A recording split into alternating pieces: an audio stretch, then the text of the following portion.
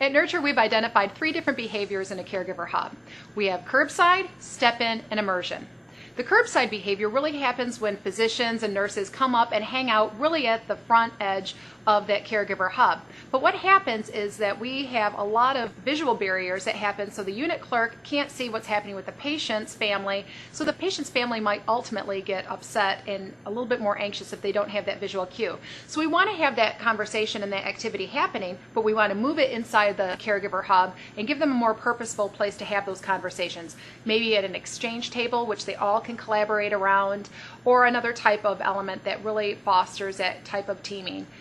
The step-in work is really more about 5 to 10 minutes of charting. So I might want to come in as an individual and have the heads down time to do work, but I don't want to be removed from my team.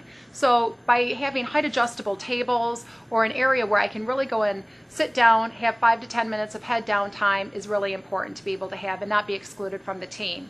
Immersion is when that immersive work happens 30 minutes, 25 minutes of maybe a lunch and learn, maybe it's a shift change, a little bit more long term, but we don't want to have it away from the hub. We want to have clear visual sight lines to the hub, so a physician or a doctor can see the unit clerk or the nurses at all times for visual cues if they need to come in or out of that room. So again, 3 different behaviors: curbside, step-in, and immersion.